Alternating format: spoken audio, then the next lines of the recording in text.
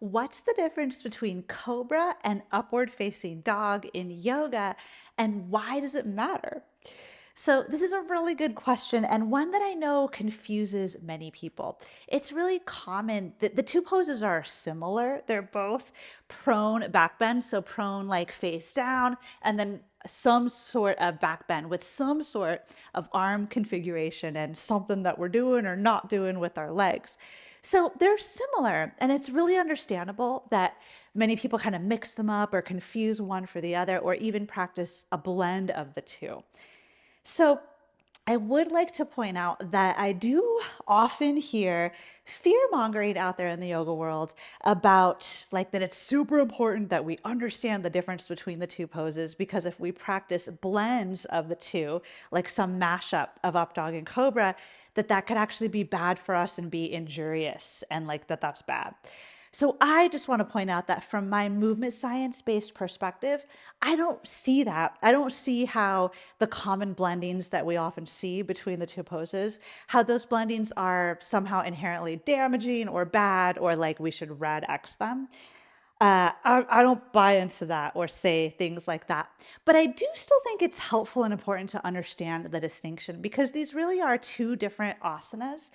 And if your teacher is teaching one or the other, they probably have an intention for why they're teaching one at any given moment. So it's helpful to really understand the difference. Or if you're a yoga teacher, to understand the differences, not only in just what they are, but like what they're offering the body, what their effects are, and like why we might choose them from, maybe like choose one versus the other from more of a biomechanical standpoint. So it's helpful to understand the differences that way if you're actually a teacher of these movements. So let's take a quick look at the two poses and see how they're different. In cobra pose, that is, it's belly down, like face down on the floor. And then we have our hands by our sides, and depending on different teachers, they may teach it differently. Like the hands could be a little forward, they could be back. I generally just kind of tend to cue that hands are under the shoulders as like a base cobra.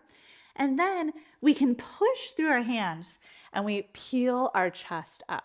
And this, something like this, is cobra pose, where I push through my arms, I've lifted my chest, I'm in spinal extension, and you'll note that the only things that lifted off the floor were my chest and my belly and my head, of course, but my pelvis and my legs stay down on the floor. So this is kind of like baseline bhujangasana, the Sanskrit term for cobra.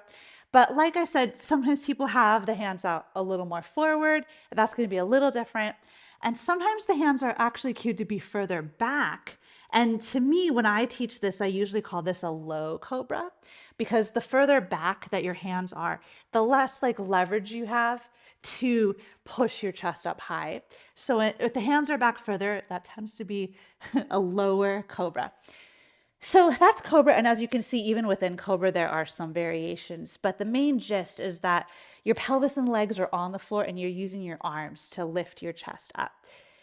We can contrast that with upward facing dog. That's our other pose here of interest. So in up dog, that is different in the sense that our arms are straight.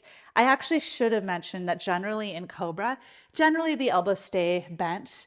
It's kind of rare to see the elbows all the way straight in cobra. So in up dog, the elbows are straight. And then you can see my knees lifted off the floor, which means that my thighs and my pelvis are all off the floor. So the only things touching the floor in up dog are my hands and my feet. And those are kind of like the main distinctions between the two. And I didn't say that this video was going to be about this third pose, but let's throw shalabhasana or locust pose in here as well. Because shalabhasana is another prone back bend that's not cobra, and it's also not upward facing dog. And there are many variations, but shalabhasana generally is that you lift everything up away from the floor, but hands and feet are not on the floor. Well, you could have the feet down and do a half shalabhasana, but generally it's the full back body is lifting you up off the floor. You're not pushing with your hands, and certainly your hips are not off the floor. You're fully down and then you lift up, and there can be different variations of shalabhasana. So that's a bonus third pose that we're going to throw into this video. So then the question is, what, so that's the difference between the three, kind of anatomically or just like in terms of their form or their structure. But what's the difference more biomechanically and like the effects that they're having on the body? And, why might you choose one versus the other? So in up dog, this is going to be the strongest in terms of the legs working and the arms working.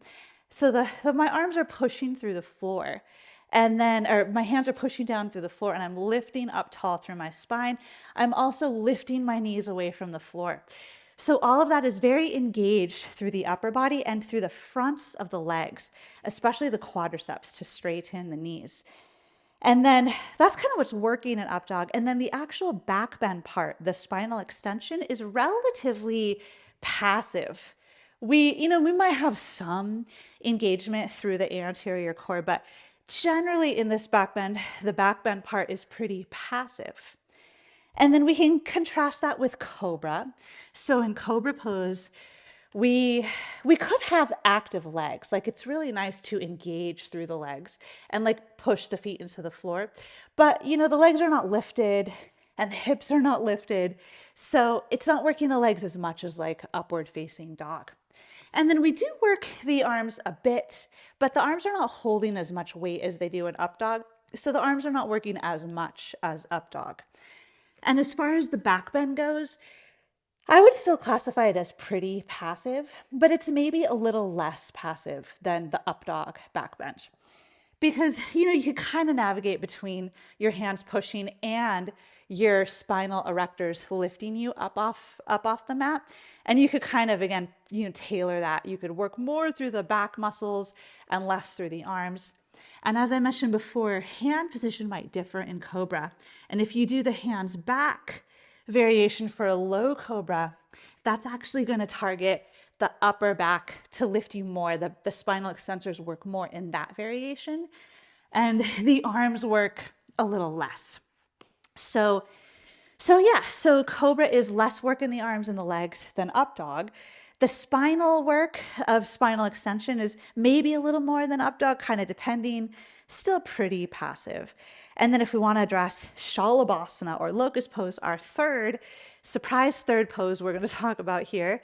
In this pose, this is really fully engaged through the entire back body. Everything is working to lift us up. And it's really the posterior chain, backs of the shoulders, spinal extensors, and the whole back line of the legs. All of that lifts up. And then the back bend itself is active. It's completely active. There's nothing passive here as far as the spinal extension. But one thing that I think is interesting about shalabhasana is that the whole posterior chain is actively working to lift you away from the floor. So the legs are active, and so is so much else. But in up dog, we said that the legs were also active in up dog. So it's interesting because the difference here is that in up dog, the legs are active, but it's the fronts of the legs that are lifting the knees up away from the floor. So it's much more like the anterior leg that works in up dog. And then versus shalabhasana, the legs are active, but it's more the posterior legs. So hopefully that offered a good detailing of not only just the distinction form-wise or alignment-wise between those prone back bends, but also a distinction between how they affect the body biomechanically and why we might choose to practice or teach any one of them at any time. If you appreciated this content, subscribe to my channel so that you can stay up to date on all of the content that I share.